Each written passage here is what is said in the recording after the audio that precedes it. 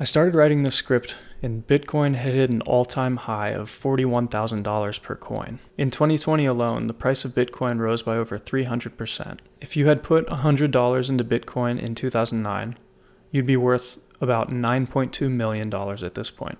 Many millionaires and even some billionaires have been minted by the meteoric rise of Bitcoin. Maybe you've heard of Bitcoin and you're attracted by the mouthwatering returns, or maybe you've never heard of it at all. You have no idea what a cryptocurrency is in the first place. Well, I did some mining to answer 3 simple questions. What is Bitcoin? Why would I want to buy it? And why would I want to avoid it? Hey everyone, welcome back to the channel. My name is CJ and I'm an investor and software engineer in Chicago. And today I want to talk about Bitcoin. The information in this video is for educational purposes only, and it is not my opinion or advice.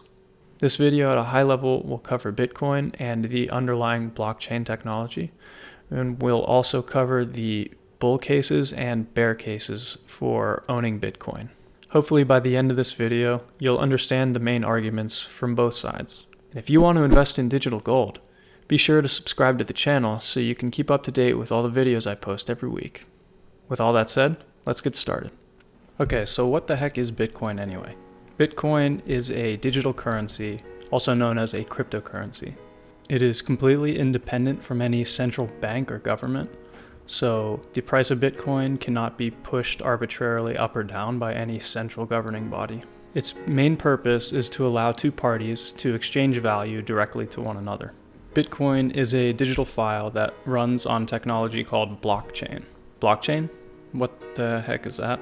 Blockchain is basically a bunch of interlinked yet independent computers that form a ledger of transactions between participating parties.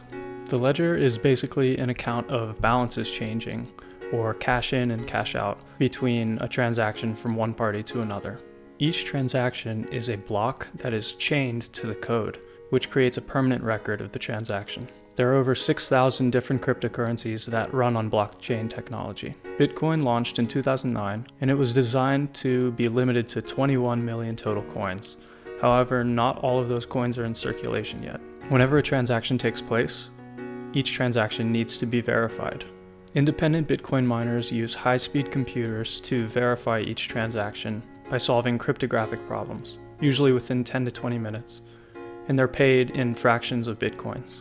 Over 18 million coins have already been mined, but every 4 years, the amount of Bitcoin rewarded for verifying a transaction is cut in half. So the final Bitcoin isn't expected to be mined until the year 2140. Oof. Okay, now that was just a little bit about Bitcoin and blockchain technology. Now let's move on to another pressing question. Why would we want to buy Bitcoin? Today it seems the main driver for Bitcoin's meteoric rise is in part due to its possible role as a store of value. Traditionally, precious metals, especially gold, have taken this role for most investors. People buy gold when they think the US dollar will weaken due to inflation or government stimulus or quantitative easing. The benefit of gold is that there is a limited supply of it and people are willing to trade it for fiat currency like the US dollar. The argument is that because Bitcoin is easier to acquire, move around, and store than gold, it's even more valuable than gold. If Bitcoin's total market value were to equal gold's total market value, each Bitcoin would be worth 400,000 US dollars. Let's move on to another point in the bull case for Bitcoin, and that is the extreme room for growth. Anthony Pompliano, co-founder and partner at Morgan Creek Digital, a cryptocurrency hedge fund, believes the total value of the Bitcoin market will eclipse the total value of the gold market within the decade. Bitcoin could be the digital version of gold, but again, Bitcoin is better because it's digital, not physical. Additionally, Pompliano believes every company around the world will have to put some portion of Bitcoin onto their balance sheet in order to protect the purchasing power of their cash, because central banks continue to print money at unprecedented rates.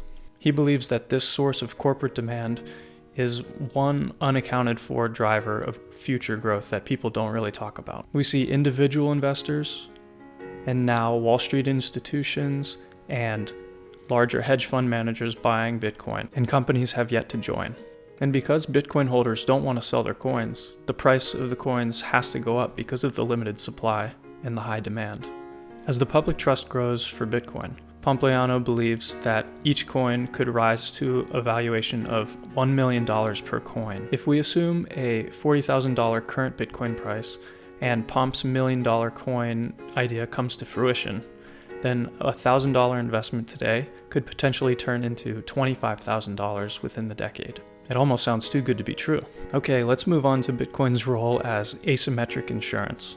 Chamath, who is a billionaire investor, an early executive at Facebook, the CEO and founder of Social Capital, and a Bitcoin holder since 2012, believes a reasonable strategy for him is to put 1% of his net worth into Bitcoin, which is an asset that is completely uncorrelated with how the world works today. He believes that an investment in Bitcoin is a type of insurance that grows in value over time.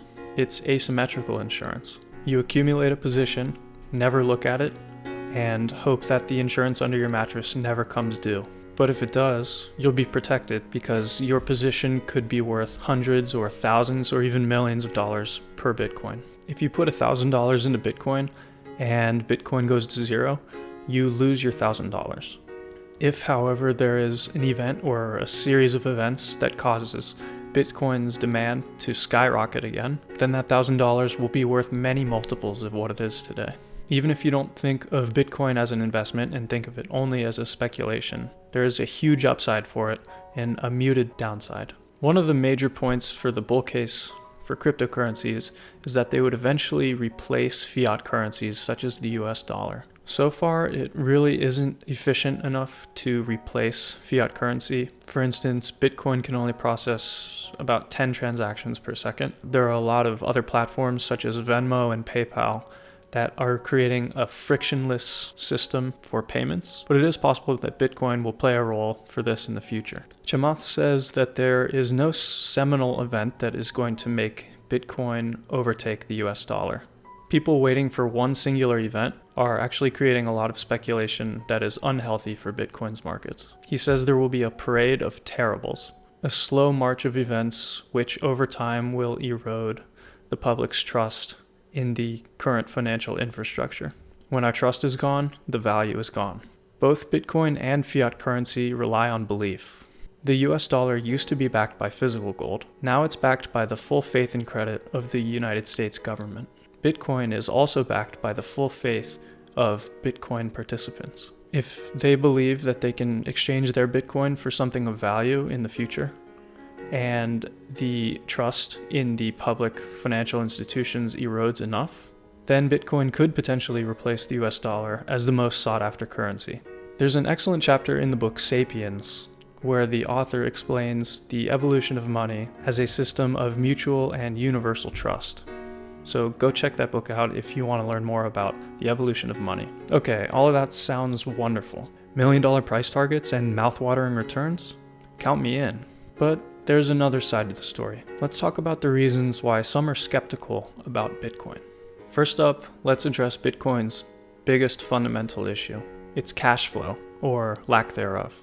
Warren Buffett was interviewed on CNBC a few years ago about cryptocurrencies, and he didn't beat around the bush. He flat out said cryptocurrencies basically have no value, and they don't produce anything. In terms of value, it's worth zero. You can't do anything with it except sell it to somebody else. In the past, Buffett has used this same explanation as a reason why gold is not a good investment.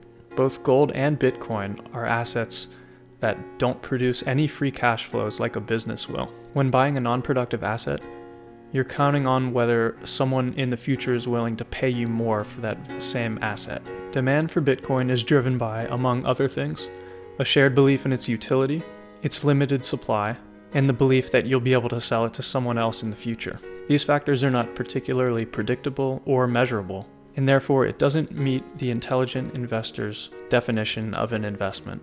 Bill Gates believes that the blockchain technology that Bitcoin runs on is brilliant, but that Bitcoin is basically purely speculative. He's even said that he would short it if there were an easy way to do so.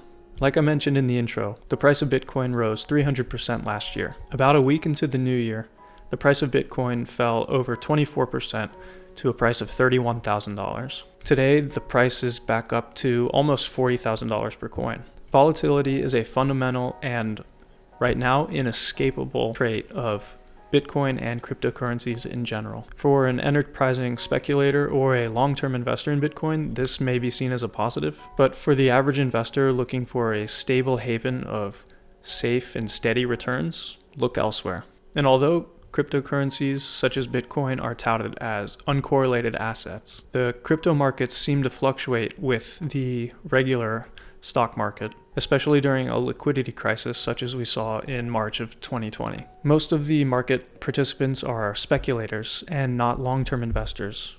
So it shouldn't be a surprise that the same behavior we see in the stock market is also replicated in the crypto markets. So at least in the short term, Bitcoin seems to be correlated to the stock market and the way the world actually works. Over the long term, though, the hope is that it is completely uncorrelated.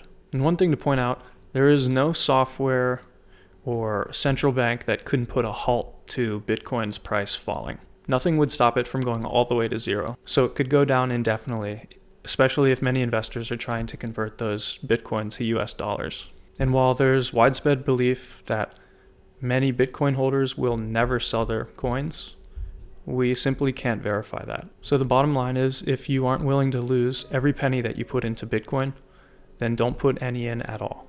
Next up, we have security issues. There's a common misconception that Bitcoin transactions are completely safe, private, and anonymous. But each transaction is linked to a unique identifier that's stored publicly on the ledger that we talked about before. While the identity of each address is private, the transaction itself is completely public. Additionally, there are also examples of Bitcoin exchanges being robbed. In 2014, Mt. Gox, a now bankrupt cryptocurrency exchange, fell into ruin after coins that it held were stolen. And again, in 2019, $40 million worth of Bitcoin were stolen from several accounts on the cryptocurrency exchange Binance. On top of all that, there's no government insurance that covers cryptocurrencies. Individual investors are insured up to $500,000 for traditional assets like stocks and bonds if their brokerage fails or has money stolen from it. So it's a catch-22. Cryptocurrencies don't have any central governing body, but they also don't have any central governing body issuing insurance to them either. Last but not least, let's talk about the reputation impacts of Bitcoin. Buyers of Bitcoin, especially in traditional circles, take on a lot of reputational risk as well as financial risk when buying cryptocurrencies. Years ago, there was an online marketplace called the Silk Road that only accepted Bitcoin as payment, where you could trade guns, drugs, launder money, until it was shut down in 2013 by the FBI. And that there is a chance that Bitcoin, because it is somewhat anonymous, will lead to more illicit exchanges in the future. But as Bitcoin gains more and more mainstream trust, this argument might fall off in the future. Okay, I know that was a ton of information about Bitcoin and the bull and bear cases for it, but I hope you come away from this video with a better understanding of why people either love or hate Bitcoin. I'm still in the very early stages of trying to understand the cryptocurrency world, but I thought I'd share with you all what I have found so far.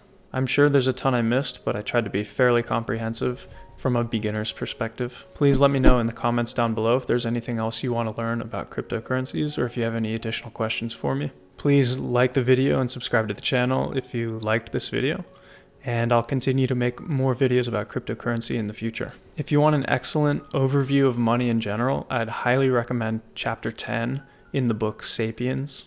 It's a great book, not just for the money lessons. Just go read it. Also, I've provided a bunch of links to articles and podcasts and videos in the description below if you want to dig in a little deeper and look at the resources that helped me write this script. Thanks for watching, everyone. We'll see you next time.